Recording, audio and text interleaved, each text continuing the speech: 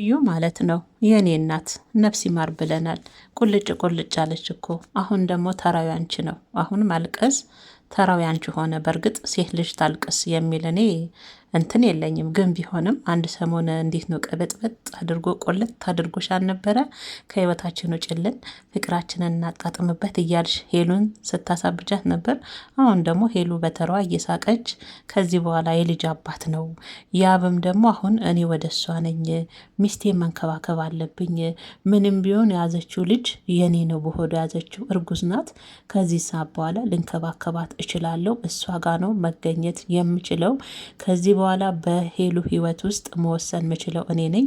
ራቂ ካልኳት ሰዎችን መራቅ አለባት በማለት ከሉሌ ጨምሮ ያብም ተናግሯል ማለት ነው። ዛሬ እንግዲህ የሉል ይቅርታ ያብ የተገኘው በሄሉ ቤት ኬክ ይዞ ነው። ቤተሰቦች እናት የፍቅር ጊዜያቸውንም ሲያጣጥሙ ነበረ። ያብ እንግዲህ አባትም ለመሽተት እንግዲህ አንድ ሰው እንዳይቀር ግብዣ አለ ቤቴ በሚለው በታምራት ደስታም እንግዲህ ያው ፈገግም ሲሉ ነበረ ማለት ነው። ቤተሰቦች ግን ምን ዋጋ አለው በመሀል ሉልና ልዩ ተብዬዎች ማለት ነው መተው ያው በጥብጧቸዋል ማለት ነው። ልዩ ተቁለጨለጨች፣ አየች። ሰሞኑን ጥለኛል፣ ሰሞኑን ችላ ብለህኛል፣ የእውነትን ነው ወይ ግን ስትታዩ እውነት ደስተኛ ናችሁ ግን ሁለታችሁ ምናምን በማለት ልዩ በመጨረሻም ልጁ ያንተ አይደለም በምን እርግጠኛ ሆንክ በማለት ያብን አይምሮ በረዛ ነው የወጣችው። እሱም ያው ወደ ተጠራጠረው ወደ ልዑል ነበረ እሷ ምንትን ያለችው እና ልዑል አይናገርም። አይገርማችሁ? ምክንያቱም ልዑል አይፈልግም ያብና ሄሉ አብረው እንዲሆኑ ስለማይፈልግ ልዑል ተናገር እንጂ ሄሉ ምንድን ነው የምትይው? የት ታውቂኛለሽ? እኔ ባለጌ አይደለሁም እንዴት እንዲት ያለሽ በማለት ሄሉ እንግዲህ ልዩን ለመደብደብም ተነስታ ነበረ። ልዩ እንግዲህ ተቁለጭልጫ መጨረሻ ላይ እችን ቃል ለኩሳ በጥብጣ ወጥታለች። ሉሌንም ማየት አልፈልግም ብሏል ያብ። ከዚህ በኋላ ሄሉ ህይወት ውስጥ መወስነው እኔ ነኝ። ማስፈልጉን ሰዎችን ከአጠገቢ ዞር አድርጊ ማለት የምችለው እኔ ብቻ ነኝ በማለት ሉልንም ሲሸነቁረው ነበረ ያብ ማለት ነው። በዚህ አጋጣሚ ግን ልዑልን የታዘብኩት ነገር ልዩ የምትለውን እየሰማህ ነው እንዴ? እኔ እናንተ ከጓደኝነት ከወንድምነት የዘለለ ነገር የለንም፣ እንዴት እንደ ዝም ትላለህ? ተናገር እንጂ ልዑል ስትለው ሄሉ ዝም ነው ያለው። ከዛ ከልዑል ውስጥ የተረዳሁት ነገር ምንድን ነው? ሄሉና ያብ አንድ ላይ በመሆናቸው ደስተኛ እንዳልሆነ ነው ያየሁት በዝምታ ውስጥ ማለት ነው። እና በዚህ አጋጣሚ ማለት ነው ቤተሰቦቼ አንዳንድ ኮሜንቶች ያብ ዝም ብለህ እመናት ልጁ ያንተ ነው፣ ከተጠራጠርክ ደግሞ ጊዜው የሰለጠነ ነው፣ ዲኤንኤን የሚባል ምርመራ አለ፣ ማስመርመር ትችላለህ። ከዛ ውጪ እየተጠራጠርክ መኖር የለብህም። ዝም ብለህ ሄሉን መናት። ሄሉ ደግሞ ጨዋ ቤተሰብ አሳደጋት፣ ጨዋ ወልዶ ጨዋ ያሳደጋት ናት። እንደዚህ አይነት ልጅ አይደለችም።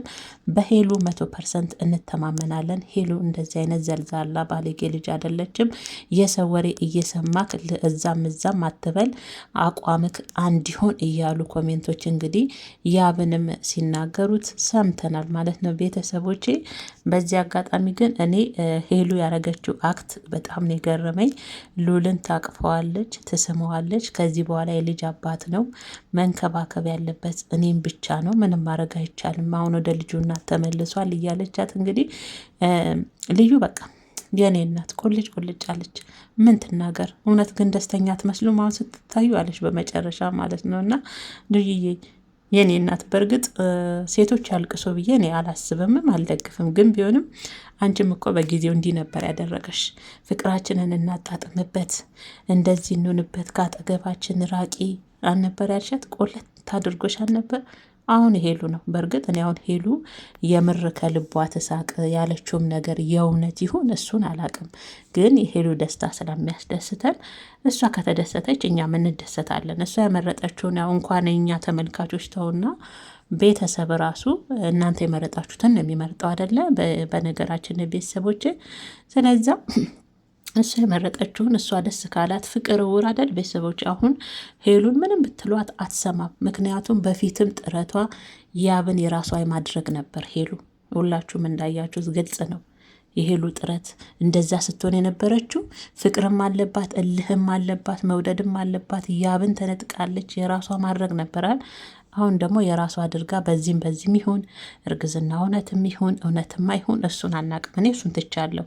ሆነም አልሆነም አሁን ያብን በእጁ አስገብታለች። ያብ ግን አንድ ማስጠንቀቂያ ሰጥቷታል። በነገራችን ላይ ሄሉ እንኳን ልጁ የኔ አይደለም ሊባል ቀርቶ እርግዝናው እንኳን የውሸት ቢሆን እኔና አንቺ የመጨረሻችን ነው፣ መቼም ይቅር አልልሽም እያለ ከአንዴም 2-3 በማስጠንቀቂያ ለሄሉ እየነገራት ነው። ያ ማለት ነው እንግዲህ መጨረሻውን አብረን የምናይ ይሆናል ቤተሰቦቼ።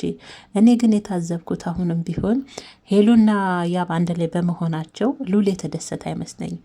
የእውነት የተደሰተ አይመስለኝም። እንዴ ሉል የተናገር እንጂ እኔ እናንተ ከወንድምነት የዘለነ ነገር አለ እንዴ? እኔ እንደዚህ አይነት ልጅ አይደለሁም።